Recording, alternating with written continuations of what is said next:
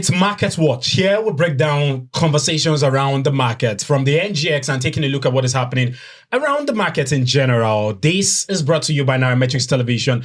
Today is a very special day because I reached the camera I was on. We were having conversations about the Nigerian economy from the 60s because, you know, I come with able men who understand the economy from the past to the present. But let's take a look at what we're discussing today. MTN Nigeria, the unaudited 9-month results is out.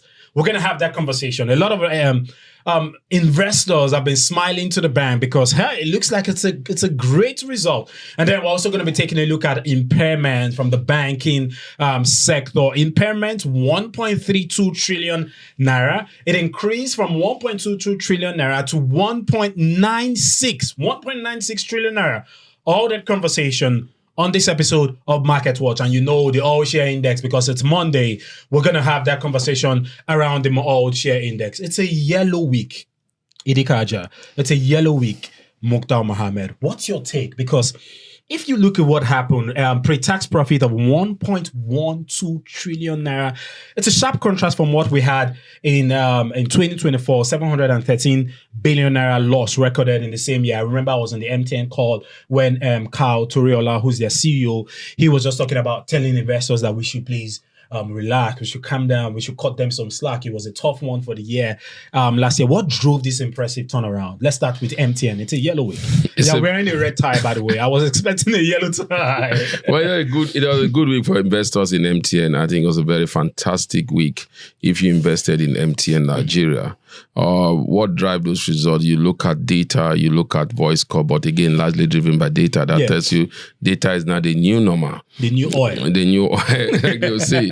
And also FX gains also came in there also.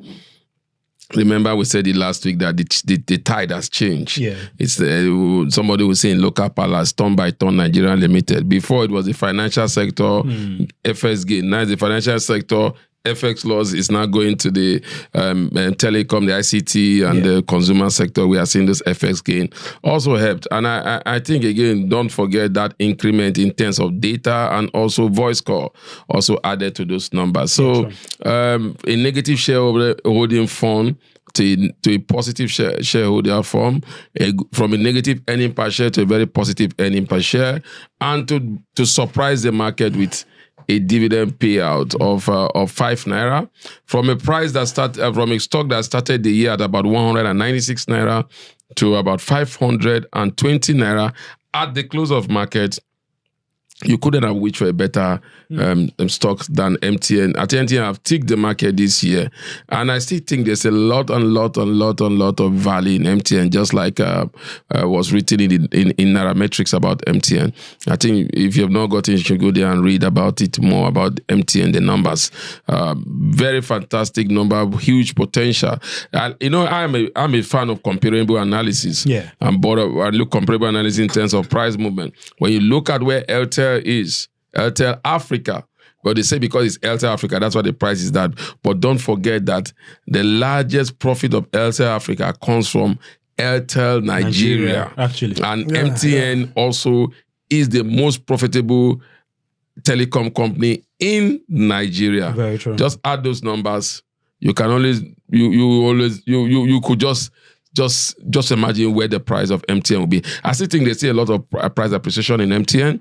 I also still think there's a lot of surprises that will come from MTN, because 5 naira dividend payout is a big surprise.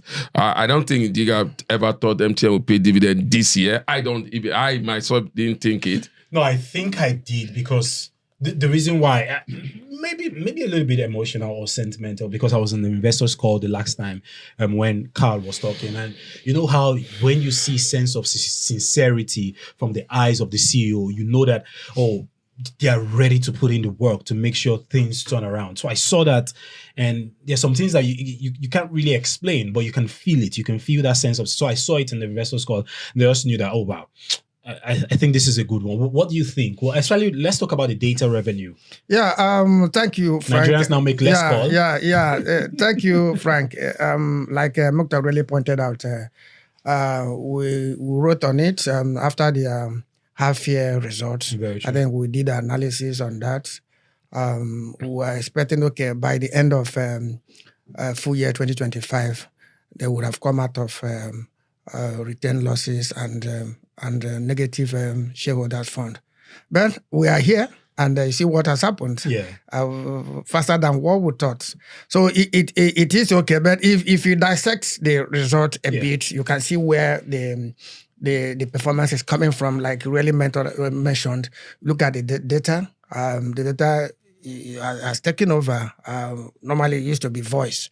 So, but now making in 9 months, they made about 1.97 trillion, which is about 53% of their total revenue. That's quite impressive. Very, very impressive. So Nigerians are using more data, which is expected. And another key point there is the fintech.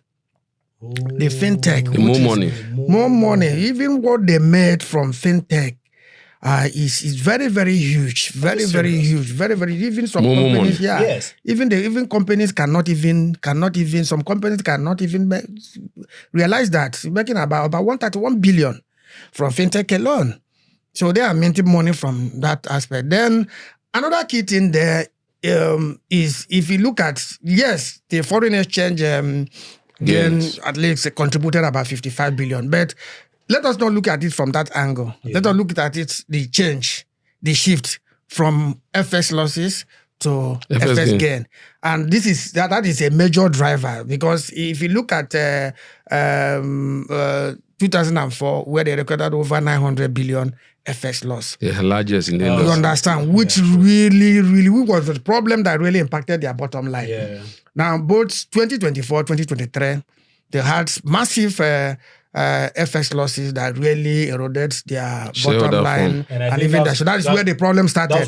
So now, it's not what caused the increase in tariff. They have been agitating for increase in tariff because of prevalent economic situation, and which was granted to them.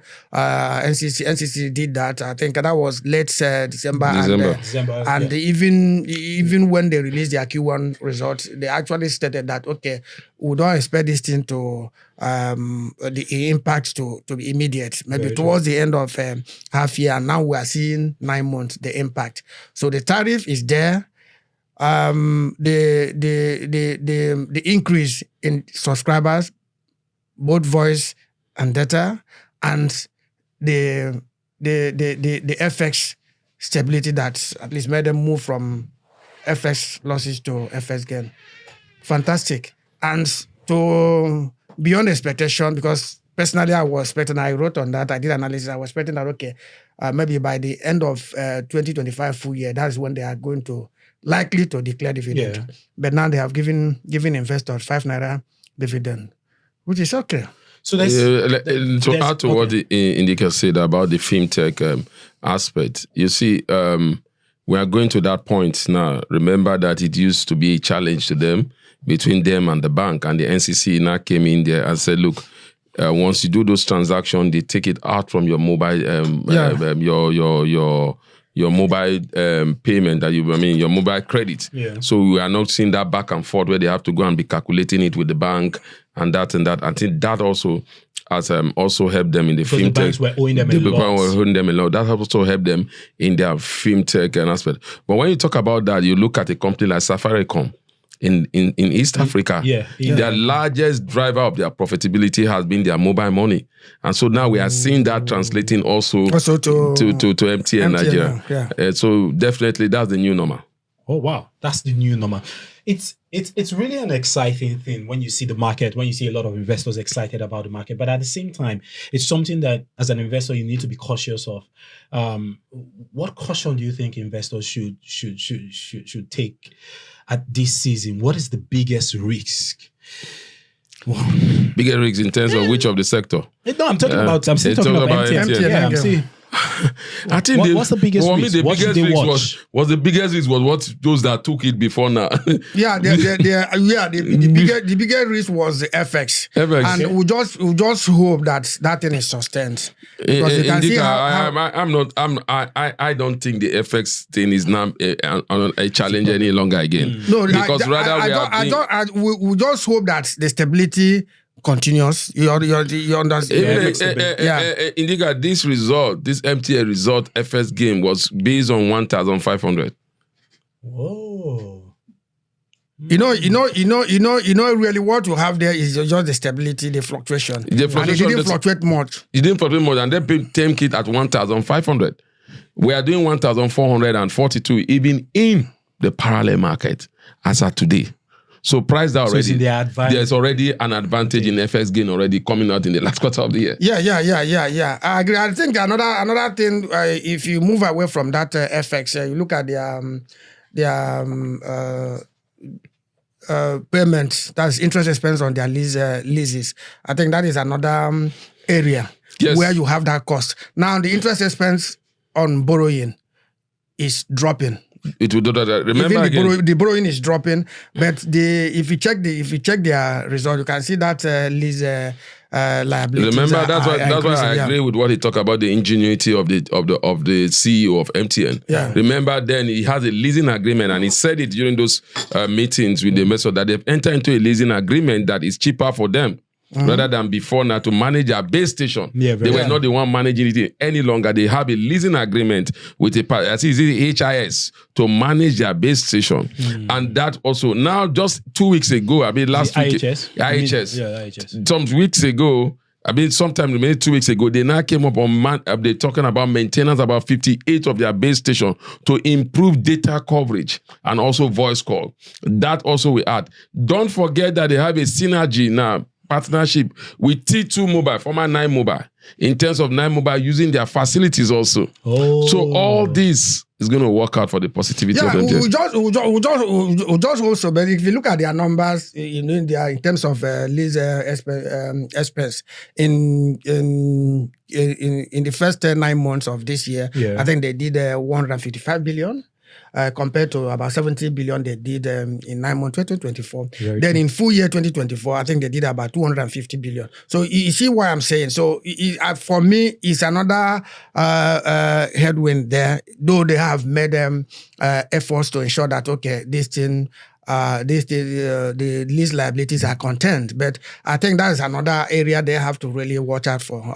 Though they have made it, like you really explained, they have articulated and presented their plans on how to contain it. But it is still high for me at 55 billion in 9 months 2025 compared to 70 billion they did, which is more than half of what they did in 9 months 2024. Very true. And equally, because from the way they are going now, 155 against 250 in full year 2024 is still high. So I think they have to watch it. The interest expense on borrowing, fine, it's coming down. If it's coming down, that is okay, and that's expected. Given it's that coming down because of NPR.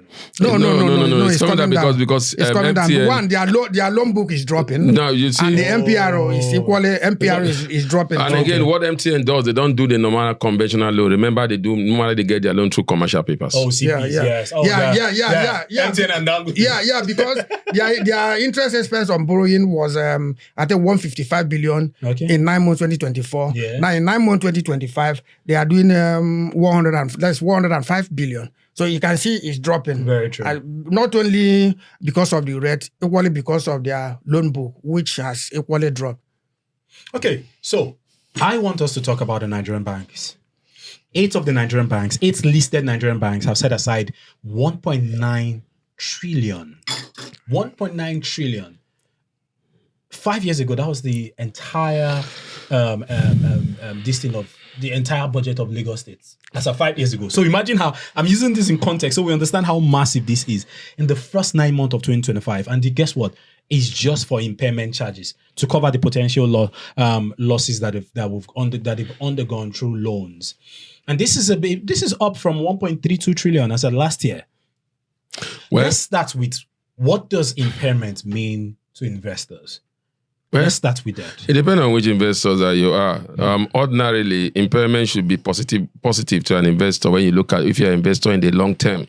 Because again, like I was talking with Indiga, as long as it's not goodwill impairment, which we know that you cannot even get that again as a result of major acquisition. Yeah. But when you look at this impairment, it's like you are making provision. It doesn't mean that it will not come back to the book. We must understand that. And what this impairment means again is that banks are even taking more risks to loan to the real sector of the economy, whether rather than doing more of treasury-based security investment. There's the positivity there.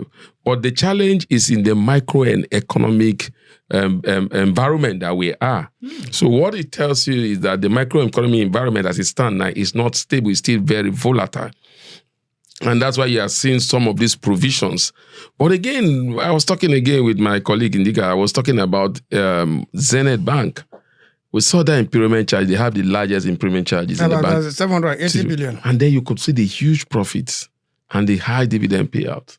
That tells you that if you look at that VAR, what it has, that's a bank that still have a lot of gold mine for investors. If with the impairment charges, you can still improve your dividend payment. You are still also growing your loans book in spite of that. Yeah. You are improving your risk management assets.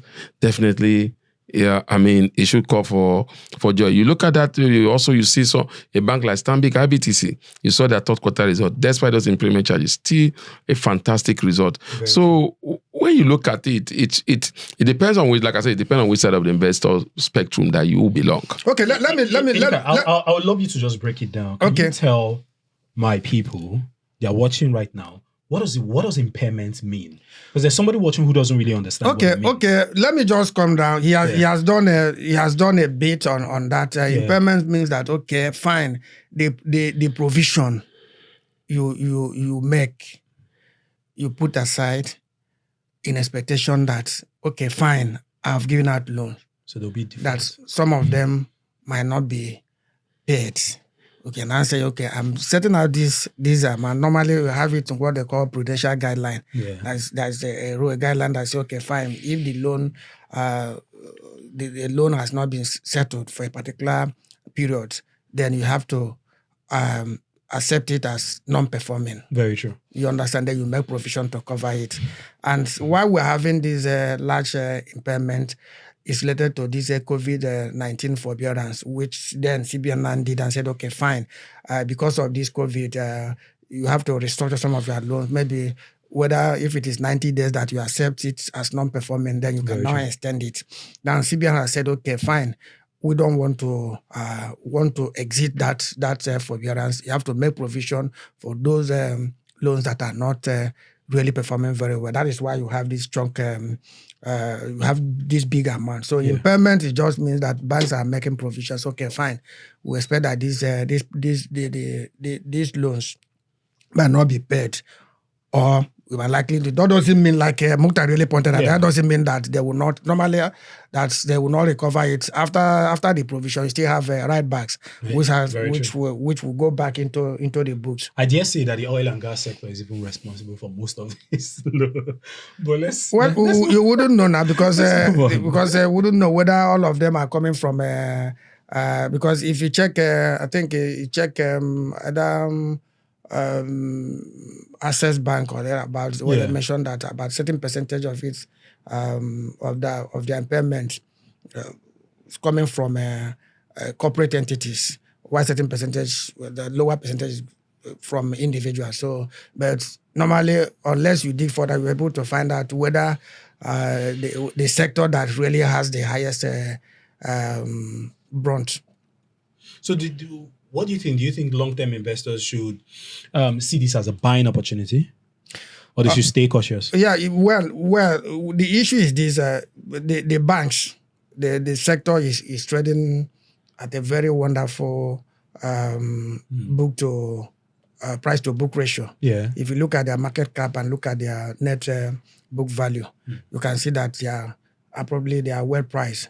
So for me, they have that advantage. Most of the banks they are not premium rated. So that means they are well priced, and now the prices are coming down.